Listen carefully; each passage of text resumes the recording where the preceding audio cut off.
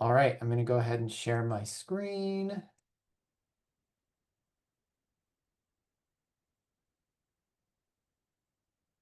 Screen sharing for everyone, yes? Good, good. All right. Well, here is your customer experience journey we're going to walk through today. This is my contact information on this first slide. And I believe these slides, Janine, they get populated into the member area of the portal. So if you want to reference these later, you can definitely do so. And contact me any of those ways. Little bit about me. I kind of gave away the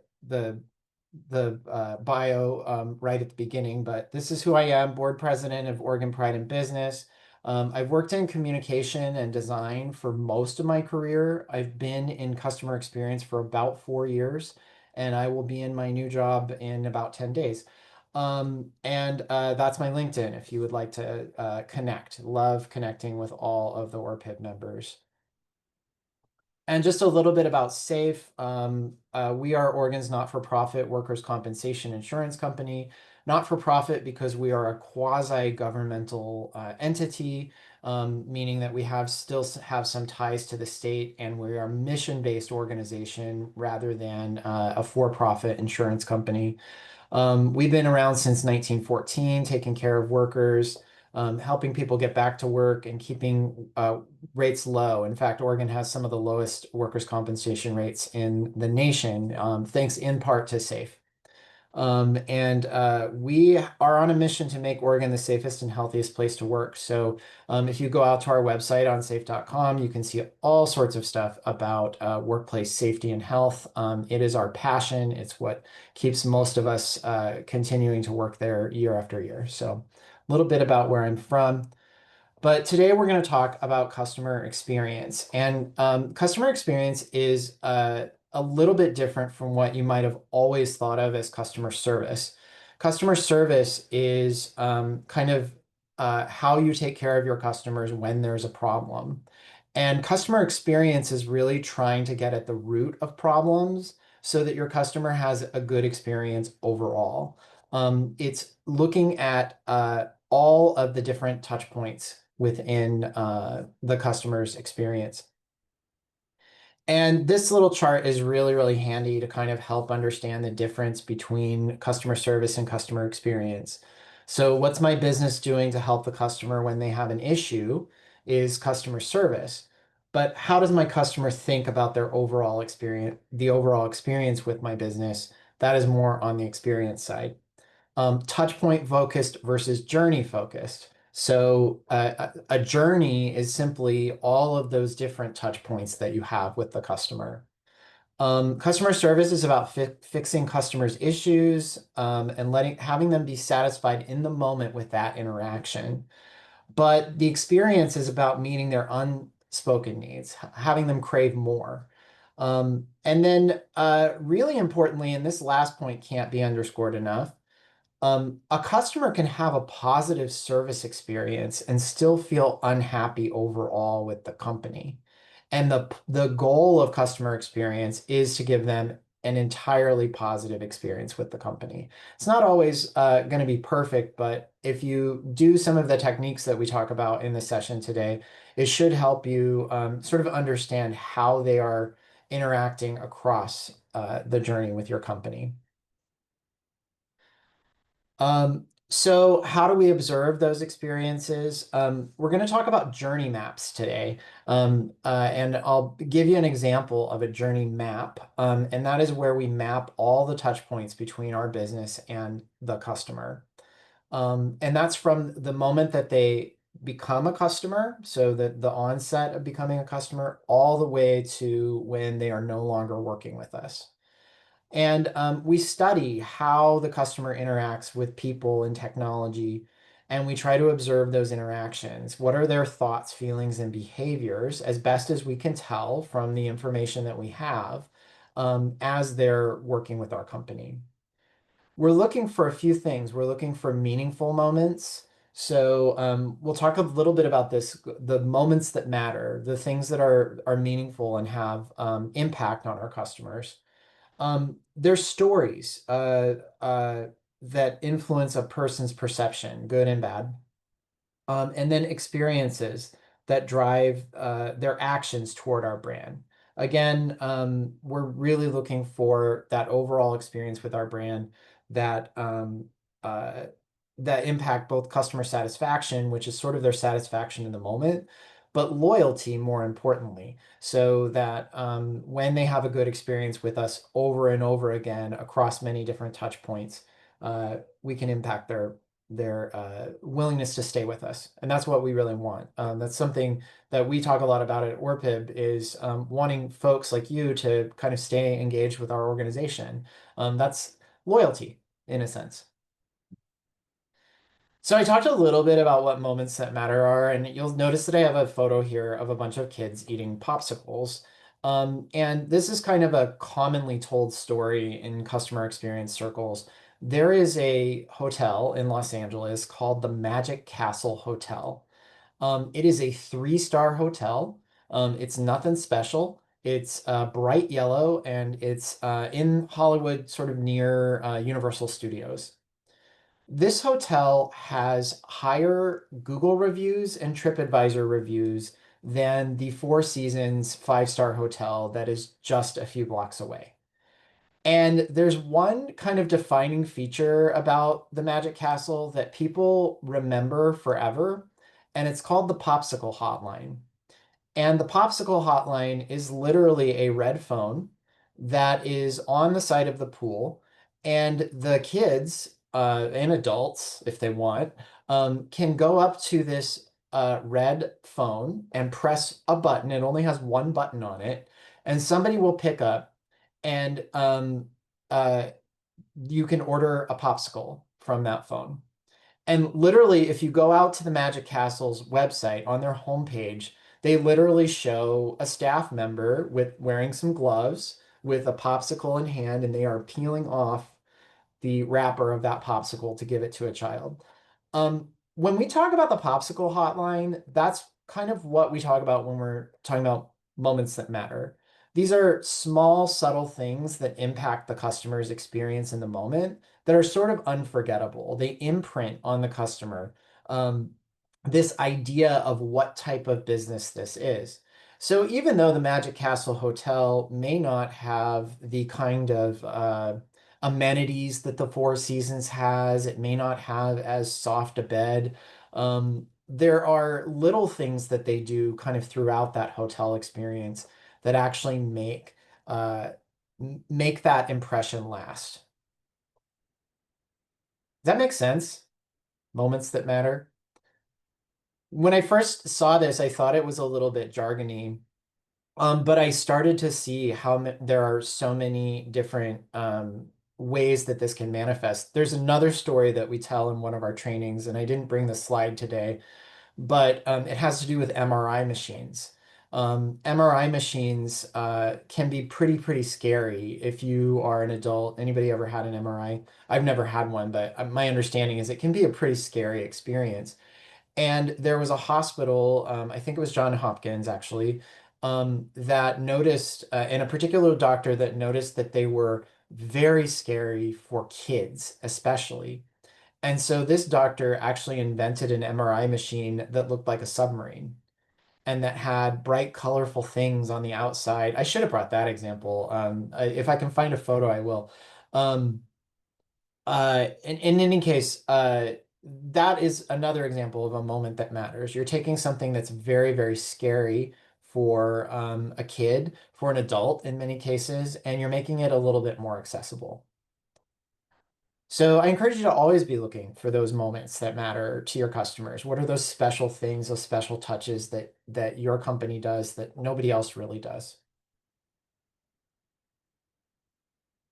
So we're going to step into journey mapping, and this is one of the biggest tools that we use within CX. And um, uh, a journey map is simply a visual representation of the interactions between the customer and the organization over time and across all channels. By channels, we mean all the different ways that you communicate with your customers, whether that is social media or email or in-person interactions or over the phone.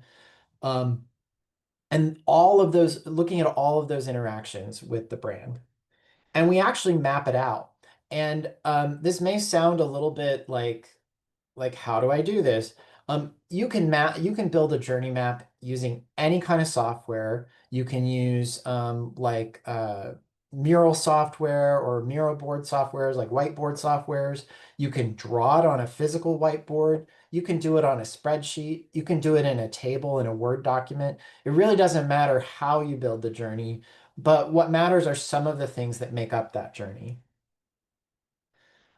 First, before I jump into the how, I do want to kind of talk about why we create them. So one, the journey map allows you to benchmark your customers' expectations versus their experience. So what does your customer expect to happen at each touch point in your journey that you're working with them? And then what's their actual experience? And you look for those gaps. You look for places where the customer's expectation is higher than what they're actually getting. Um, Journey maps also help you personalize. So as you're walking through all the steps and stages that your customer works with you, you can think of opportunities where you can create more personal touches, more of those moments that matter. Um, Often when you're doing journey maps, and I highly, highly encourage this, you're also doing some research with your customers. And for a small business, research might just be giving somebody a call and asking them about their experience. At SAIF, where we're a little bit larger, we do pretty, extensive research projects, sometimes to build out these journey maps. But they allow you to create those personalized experience. And then front stage and backstage. What we mean by front stage and backstage is that there are things that your customer sees and things that they don't. And your journey map is going to look at those things that your customer actually sees that are happening within your journey. But you can also use this as a tool to identify what's happening behind the scenes that might be causing a problem. So, an example of this, let's say that you are consistently finding your customers complaining about getting a hold of somebody on the phone, that they call and they call and it rings and it rings and it rings and nobody ever seems to be available. You can back that out and look at what's happening on the backstage. Is it your phone system? Is it your staffing for your phone? Is it what are those different things that could be causing that? So that's what I mean by front stage and backstage. All right, and I do not know why this has animations. That is very weird. Okay, some of the things to include on your journey map, and then we're going to actually dive into one, and you'll kind of get a sense for what I'm actually talking about. Um, some of the things to include the steps. What are the steps that the customer takes when they're working with you? How do they first find out about your business? How do they then interact with you the first time and get oriented to your business or onboarded to your business? How do they experience the service? And then how are they prompted to come back if they come back at all? And then how do they exit your business? And for some of our businesses, we want that to be circular. We want the person not to exit, but we want them to come back. For other businesses, it's a one and done. You want to have them have a positive experience with you, and then they'll move on because they no longer need the service. But then you want them to have a positive regard for what happened to them so that they can tell others by word of mouth, right? Um, Steps are kind of those broader functions. Touch points might be the things that happen within a step. So, for example, if one of your steps is becoming aware, how does that customer become aware? There's many different touch points. They could become aware on social media. They could become aware through word of mouth. They could become aware through meeting you at an event, that kind of thing. Those are individual touch points that can happen within your steps. You always want to look at your customer's actions. What is the customer actually doing? What action does the customer actually need to take in order to interact with your business? And then their motivations. What do they want to be doing? They may be taking actions with your business, but that may not be stuff that they actually find all that valuable. They're just trying to get their stuff done. And that leads to sentiments. How do they feel? How do they feel at each step that they're interacting with you? And then finally, once you kind of have all of that mapped out, you can start to look at the opportunities. So this all seems probably very conceptual to you, but we're going to dive in and I'm going to use a really, really simple example of a coffee shop. So what in the world does this have to do with my small business? Let's break it down. So this is Carrie. Carrie's business is 5 years old, and after a few years of building a strong customer base, and they own a coffee shop, things have slowed down this quarter. They've been hit particularly hard on weekday mornings. People who used to come by the shop every day are coming sporadically or not at all. Carrie has some ideas about why this might be, but isn't sure where to start to fix it. And then this is Jules. This is Jules, Carrie's ideal customer. Jules has been supporting Carrie's Coffee from day one. They live in the neighborhood, but they work downtown. They've given Carrie feedback in the past that about what they like, and they even have a special drink that the baristas make for them. This is like Carrie's perfect customer, person who comes every day, has a special thing. That's the kind of community that Carrie wants to create around their business. But Carrie's noticed that Jules has stopped by less often and sometimes is going for weeks at a time without having their morning coffee at Carrie's. So this is where we kind of dive into, and I told you you could do this in a spreadsheet. You really can. You start with the steps. So what are the different steps in working with Carrie's Coffee with the business? How does the customer learn about Carrie's Coffee? How do they make a decision to make a purchase? What gets them to go in? Um, what is it like to make that purchase? What do they experience when they're making that purchase? What keeps them coming back? And then this last one, this is the important one for Carrie. When does the customer leave the business? And you'll notice I sort of guessed at some of the things that Carrie might say, but you'll notice in the last box, this is what we're trying to figure out. So you don't have to have your whole journey map figured out before you get started. This is just a framework that you can use to build out the customer's story with you. So then you start to look at what are the different actions that my customer is taking. Remember, we went from the steps, what's happening to what are those actions. So all the different ways that they become aware, the different ways that they make that decision. What's the purchasing? And there's currently at Carrie's Coffee, there's only one way to purchase the coffee. How do they return? And then why are they exiting? And this part we still don't know. We're still trying to figure that part out. So we go into the motivations again.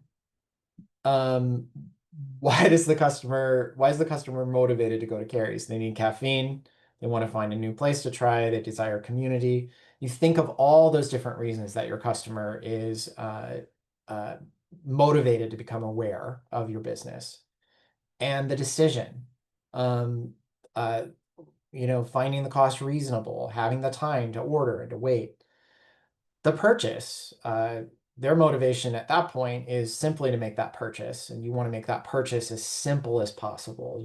When we talk a lot about online marketing funnels, we talk about making that decision point for purchase, clicking that button to buy, being the absolute easiest thing that happens. What causes them to return? What are those motivations to return?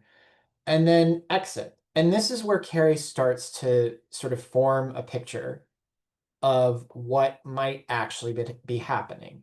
This is where you start to guess at what could those things be that are causing a customer not to come back.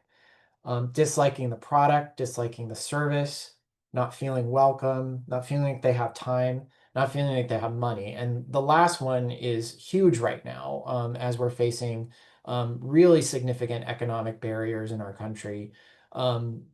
It becomes even more important that we start to think of how the customer moves through our journey. This is actually my favorite part of doing the journey map, and that is where I look at the sentiments. And in the case of a larger company like SAIF, I actually have surveys across all of our different touch points with our customers. And I can see where their highs and lows are just based on their comments and their scores. In your case, you might be guessing at some of this stuff, and that's okay too, because your guess is probably not that far off from what your customers might be experiencing. You know your customers really well. So you can see that there's lots of highs and lows or opportunities for highs and lows in this journey. There's the new coffee shop. There's the feeling of needing caffeine, which is kind of an impartial feeling. There's excitement when you discover they have pastries. There's, uh-oh, there's a long wait. Then there's, oh, this coffee's expensive. Those two are really, really tough and pretty common, I think, in this type of space. But then there's, these are my people. I like went to this place. Everyone was super cool. Everyone was super friendly. I saw a lot of queer people there, what have you. This was my place to be. And the coffee being pretty good. And then that exit, that never coming back. Still trying to figure that out, but we kind of teased out a few of those in the last slide. Okay, and then the last stage here of Carrie's journey is starting to identify those opportunities. So Carrie has identified that, okay, in the awareness space, reaching out to community groups and offering to host events might be a great way to get more people in the door. Canvassing the neighborhood, improving signage. At the decision point, posting deals and specials outside to encourage foot traffic to come in. At the purchase space. And this was a space, remember when we go all the way back to Jules? Jules was saying, I just don't have time sometimes to stop in. Carrie realizes online ordering is probably pretty important for somebody who lives in the neighborhood but is trying to get downtown every day. Those price conscious specials and the rewards programs, right? This is where you have the opportunity to dream up what are those things that might improve the journey at each touch point. And then on the return, thinking about those opportunities to deepen customer relationships and doing more research to find those moments that matter. So what is it that makes this space special? When I think about a coffee shop that's really special, that I actually have not visited yet, I think about this Queer Plants Cafe that I keep hearing about. It seems like the coolest. Is anybody here from Queer Plants? No? Okay. It seems like the coolest thing because it's queer and it has plants. That's an example of finding a moment that matters, right? Finding something that's a little different or unique about your space. And then exit. How can Carrie address these exits? And they can look at the customers they haven't seen in a while. They can also check Google reviews for feedback, and they can ask. They can simply ask for feedback. So this was a lot of talking, and the point of it was simply to give you kind of the barest primer of customer experience and to walk you through a journey. And for the second half of our time today, we're actually going to work on a journey together. But before I jump into that, I want to see if anyone has any questions.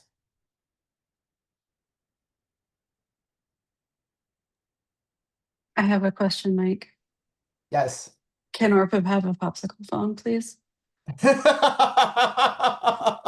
I mean, if you can dream it, you can do it, right?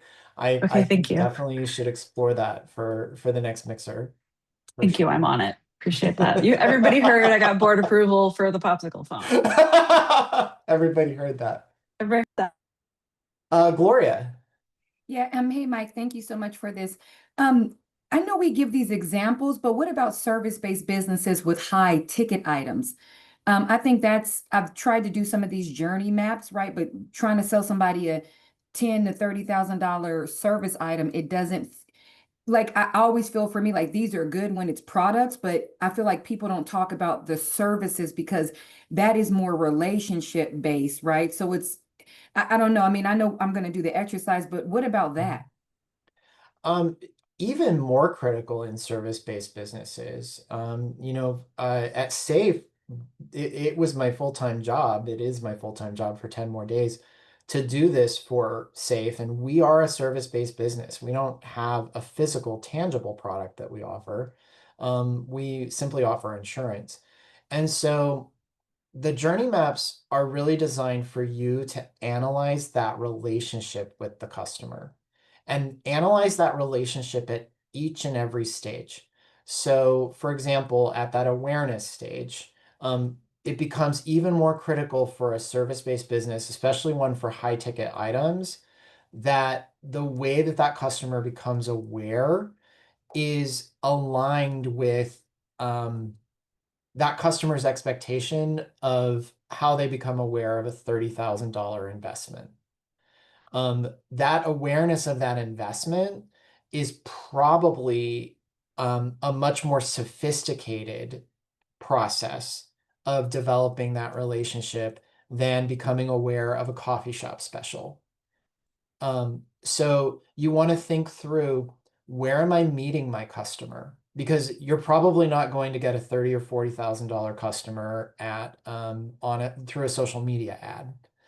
That seems very unlikely. It seems more likely that you're going to meet them at some kind of business networking thing, and that they're going to meet you 3, 4, 5 times maybe before you can actually make that sell. So then you want to kind of think through, all of those stages. What are those actions? What's the thing that the customer is doing before they're deciding to make that $30,000 to $40,000 investment? What's motivating them, right? So we talked about motivations, and then where's their head at in terms of those sentiments? Because knowing that they have a problem that is so complex that they need to invest that amount of money in, my guess is that their sentiments are pretty darn low at the beginning of that process. They've got a big, big problem that they need to solve. So you can start to kind of chart it out that way. I give you a very, very simplistic version today, of course, because I know most folks on the call are from a smaller business environment. But when you're trying to make those larger types of investments, or get those larger types of investments, it's just going in a little bit even deeper into the psychology of that person and that problem that they're facing. Does that make sense? No, I get that. I think what I found, from some of these marketing, right, and customer service, things is I haven't seen, maybe I just haven't had anybody work through it with me, like to really like dig in and understand, right? Because you see business consulting businesses like mine all the time, but I've seldomly seen an example that was for me, because that I need to see, like, this is how Deloitte's customer journey is, and this is how Deloitte gets their stuff, right? Like, right, Deloitte, small businesses, we ain't paying for Deloitte because we can't afford Deloitte, even though Deloitte is great. But Deloitte is for the bigger companies, right? So it's one of those, I think, things of being a small consultancy firm that aspires, like to be recognized as a organization. Like, they were like, you could just say Deloitte and they'll get $400 an hour based on reputation, not even based on possibly how they deliver. So I don't know. I think, to me, and sometimes in these, not your training, but just in trainings that I've gone to, is that I haven't seen that, because E&Y is selling $50,000, $100,000 Yeah. products. How are they selling it so I could apply it to my business? Yeah, and you kind of hit the nail on the head, that it's reputational at a certain point. These big companies that work with big companies. But there's always a relationship piece. I know whenever we go out for a very large bid at SAIF, we go through a pretty extensive RFP process. And that RFP process is sort of similar to a process of awareness, where we're sorry, there was a doorbell and my dogs are barking. I know you probably can't hear that, but it got me for a second. In any case, that process of doing a long RFP is like a lengthy process of awareness. So it is more complex when you get into more higher dollar ticket items, for sure. Good question. Thank you. Well, we're going to go ahead and jump into a journey, and I wondered if we had any volunteers who wanted to walk through a journey with us. Any Do that. volunteers? Sanjay, yes. Yes. All right. So we're going to follow this journey map process. We're going to lay out the steps. We're not asking customers today, but those are the steps you can follow. But let's go ahead and get started. So I'm going to go ahead and click out of all of this, make this as big as I can. So Sanjay, tell me about your business. My business. Okay. I am actually just branching. Okay. All right. I wasn't prepared for it. All right. So my business is storytelling, and I'm branching into speaking also. And I also do photography. I moved to Portland in April from LA. So I'm just kind of trying to get into this field now. When I say visual storytelling, what it is, my ideal customer is a business that actually does work as a mission. They have a purpose and they believe in their work. I can tell a really good brand story for them. All right. And also, my themes in my work are always toward empowerment. It All isn't right. about how the world is, it is about uh, from what we have, from how I move forward. So, And and in photography, it's mostly naturalistic style. That's what I go for. And sometimes I write for myself. And again, that's for empowerment. all right. All right. That's perfect for this type of exercise. Yeah. Absolutely perfect. So what I'm hearing is visual story branding, visual storytelling for mission-based brands, Yes. if I'm making it just super, super simplistic. So how do customers become aware of your business? How are you meeting your customers? Well, in the past, it used to be word of mouth. So I would go to networking meetings, and in the networking meetings, I'll get to speak, and that's how people knew about it. Okay. It has changed since COVID. And since COVID, it's mostly online. And in Portland, I haven't figured it out yet. So, but my process would be this. I prefer my customers find me based on attraction. What this means is they get to find out the kind of work I do. And as these customers align with the values that I share in my work, then that becomes a criteria for them to work with me. Now, ask me any questions specifically if you want to lead me in a certain direction. That's my ideal Yeah. way. Yeah. So you want to attract customers based on what you're offering. Yeah. Where are you putting out your information so that they can find you? Is it I'm social not doing media? it, but I kind of go in my mind about, okay, LinkedIn, Instagram, Uh-huh. Substack, I haven't used it yet, but my idea is, okay, so my content goes on these about the things that I value. And that gets me connected to people who are looking for that kind of content. Okay. Okay. Yeah. So you're primarily relying But on here's word another of thing. mouth I and think social media. one thing that I left out, which is probably the most critical one and most important, is speaking, public speaking. So speaking at an event like this, speaking at some other event. And when I speak, I would probably, not probably, I will definitely, certainly speak other things that I believe in. So in other words, one of the topics could be storytelling itself, what kind of stories we want to tell, right? And self-responsibility, pursuit of excellence, those kind of things. But I think the speaking is the one that I'm not leveraging yet at all. So I need to kind of get more into that. Yeah. Sure, sure. So, sort of regardless of whether it's your visual storytelling work or your speaking work, there's a piece of around awareness and how your customer connects with you. And once you meet up with that customer, for the very first time, you've been connected at maybe an ORPID networking event or at an, being online. What leads them then to make a purchase? When you've been successful in attracting that right customer, that customer who wants to take advantage of whether it's your visual storytelling services or your speaking services, what leads them to make that purchase? What leads them to make the purchase? Trust. Okay. So trust. I'm just trying to kind of articulate for myself, okay, why did the last few customers made a decision to work with me? Was it your past work, perhaps? I'm passionate about what I do. They connect with my passion, they connect with the integrity, and they connect with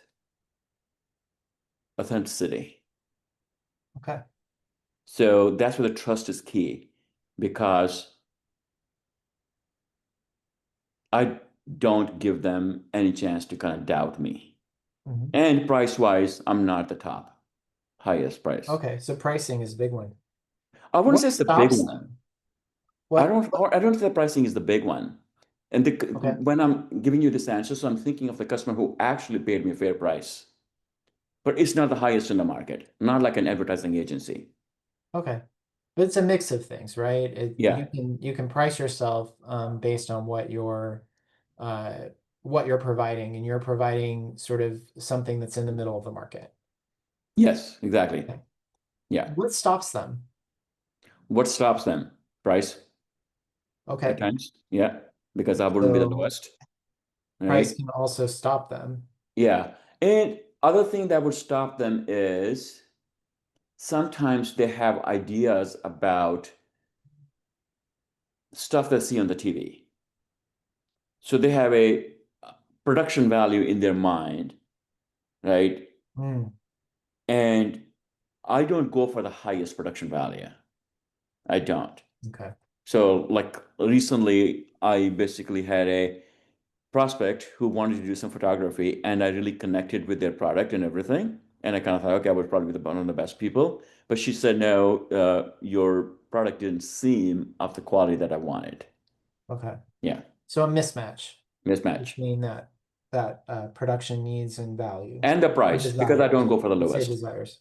A lot of times these people are just fishing for the lowest price. Yeah, And I don't sure. go for that. Yeah. Sure. As a former designer, I'm feeling you so much on all of this. So when they go to make that purchase, they're kind of, you've gotten them past the decision point. What is the experience of purchasing with you? Is it a contract that you provide to them? Is it what is it like to buy a service from you? A simple contract. Simple contract. So when I'm working with these guys, I send them a very simple 2 or 3 page proposal, which kind of highlights the content. So when they buy it, all we have to do is sign it. Okay. Yeah. Yeah, that makes sense. Yeah. All right, then think about your repeat customers. What keeps your customers coming back? What keeps my On a customers repeat. coming back? Yeah. Okay. I'm not good at selling things personally. So I basically wouldn't go back to my customers, hey, do you have a referral or anything like that? Or anything. But okay, what keeps the customers coming back to me? Occasionally it could be that like, okay, in the process of the project, there was some kind of a mismatch of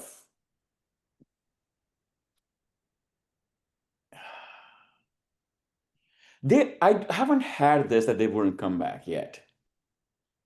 So, but there's a one customer who I thought never going to work with. And okay, so the mismatch was that person wanted to show the values that he actually didn't have in his business. So he was more of a show. Mhm. And when I had to do a product project like that, it's harder for me to do a project like that because then I'm making things up, right? So in that, I think psychologically, they see that I'm not fully supporting them, right? So that would be the reason that person wouldn't come back to me and I wouldn't go back there.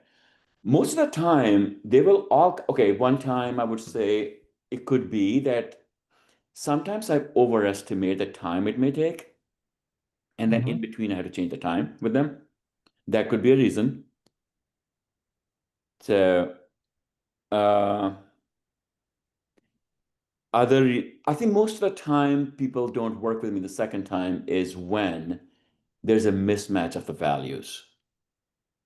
They are coming from a perspective. I moved here from LA, and LA has all these people who talk big for the show, but don't really have the substance. And when I connect with them somehow for the reason of money, maybe, and then it ends up not being a good picture. Yeah. So let's take a look at what we put together here, because I think this might help you unlock a little bit about what you have going on and what maybe would be a good next step. You have a way that you're bringing in customers, word of mouth and awareness through social media. You believe strongly in attracting the kind of customer you want to see, and that has to do with how you present yourself. When they make a purchase, it's because they've established some trust with you. They've connected with your passion and your integrity. They like your pricing. When they've not purchased from you, it's often been similar. It's been pricing, but also maybe a mismatch in what they're desiring. You have a simple contract, so purchasing is not an issue there. We didn't really identify anything that is keeping your customer coming back. When I asked you, you identified a couple of things that caused them to leave, and so I immediately jumped to the next cell. But in this cell right here, we didn't really identify. You mentioned that you're not really that salesy, but you might think about, where do I have an opportunity here? Because one of the things about journey mapping that can be so powerful is that when you have a blank in your spreadsheet or in your whatever you're using to create this journey map, your piece of paper, whenever you have a blank with any of these questions, that's a place to turn. So you might have some customers that you've worked with very, very effectively, and I would encourage you to go back and think about Okay, how what you keeps could customers engage coming again. back? I didn't actually answer that question. It Okay. was on my mind, but I didn't think that you asked me that question. All right. So here's the reason people come back, right? One of the reasons, okay, easiest example is in LA, I was doing photography a lot, and I ended up connecting with this Jewish community. Oh my God, they will not leave me. I didn't want to do their next bar mitzvah, but they will not leave me. They will come and just stay after me, take it, take it, take it. And the reason I didn't want to do it, they weren't paying enough money, but they loved my product. They loved my work. So basically, I could never deny them. So I basically did every work they asked. So same way, there was a screenplay writers networking. They wouldn't leave me either. They wanted me to come and shoot their events, right? Some of the live music people, they will stay with me the same way. Now, I produced 2 independent films, and both of them really, really wanted me to work with them. I was probably the most trusted person in the whole set. And but I didn't go back personally. So the reason they came back to me, they wanted to come back to me, first of all, whenever I take on a project, then I take on the full responsibility and go beyond anytime I have to. And I also end up being the person who can think from the width and go in the depth. And my overall quality of work is pretty high. It wouldn't be, if you think in terms of movies, it's not Avengers, but it's a movie like theory of everything, right? So there's a depth, integrity, and when I take on a project, my preferred option is let's do fixed bid. And the fixed bid I prefer is number one, I don't have the conflict of doing an hour. Okay, if I work more, then they charge more. So, but in a fixed bid, I can always spend more time that I want to do because I'm looking through some creative element there, which needs more time.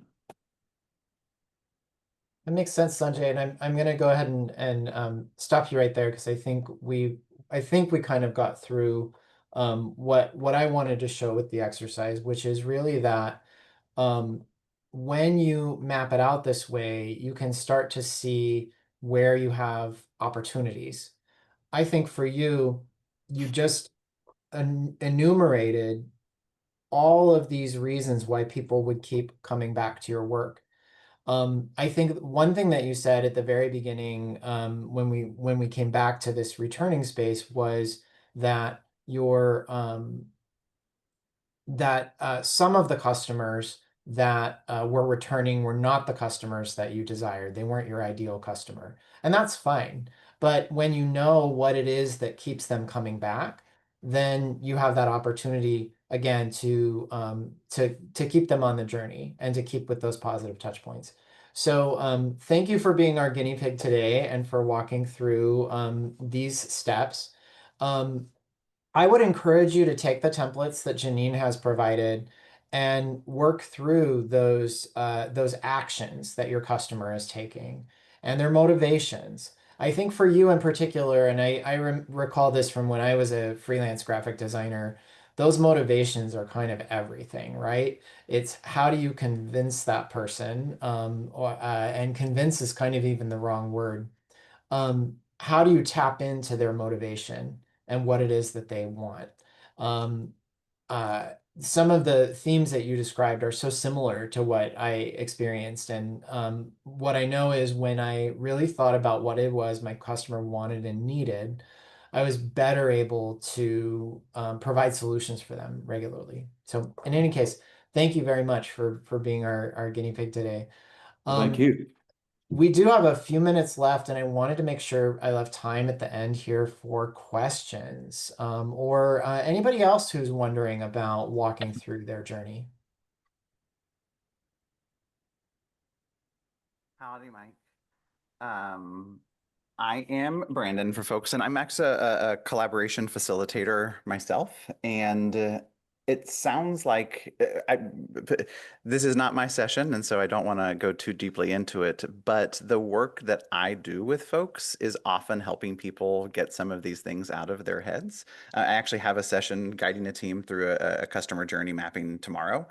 If anybody does want to talk more one-on-one or talk deeply through some of these things, it's my job, and I'd be happy to do that. Mike is also a great resource, and it's not his job, not their job, so they would be able to help you out a little bit more on the side. But if anybody does want to talk more, my email address and website are in the chat now.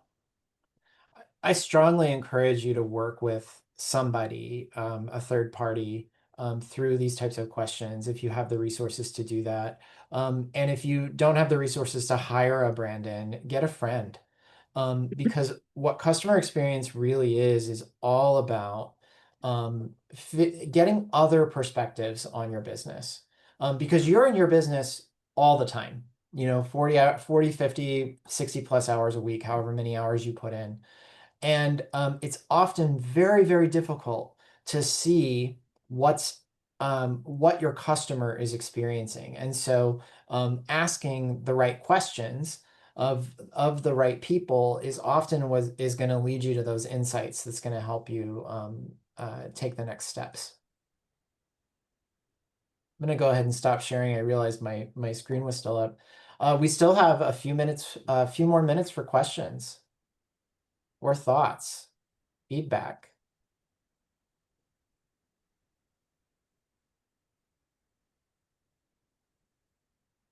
I want to pile on, even though I brought myself up as the thing.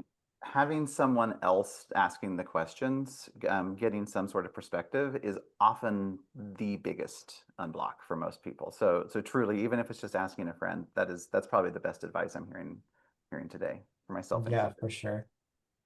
Charlie.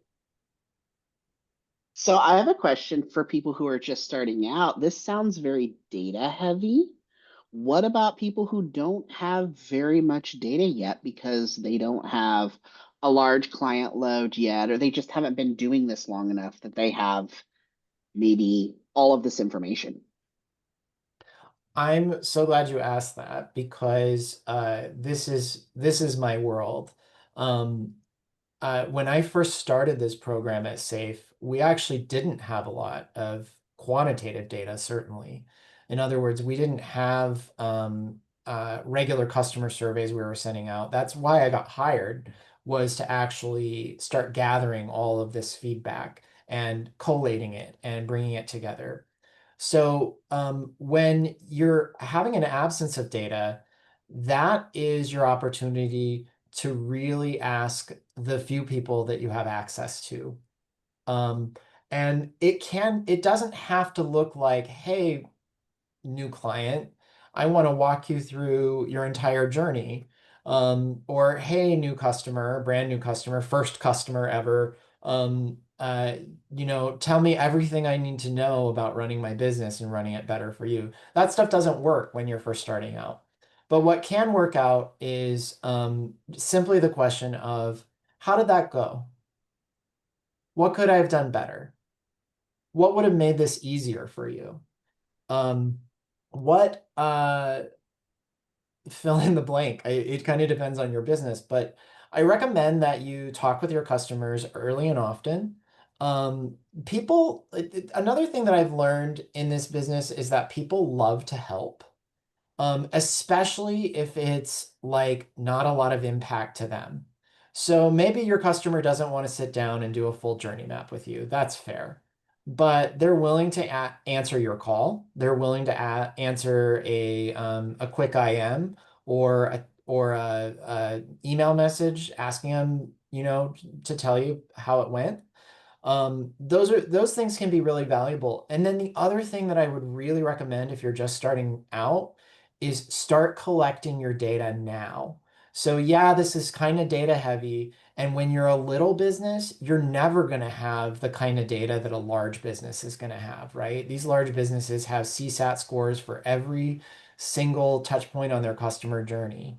You're not going to have that probably for a long time, maybe ever. But what you can do is start taking those notes and maybe use one of these journey map type documents to actually keep your notes and add to it over time. The other thing about a journey map document is that it is a living document. You don't do your journey once and then you're done.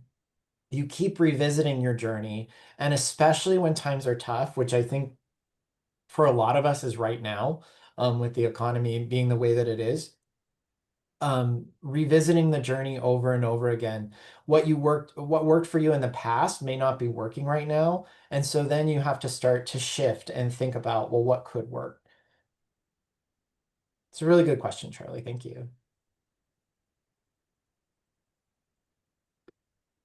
Well, I think that we are about to wrap up. We've got about 2 minutes left. I could definitely take one more question if anyone's got one. Or if Janine has some outro things that she needs to say as part of Thrive in Business.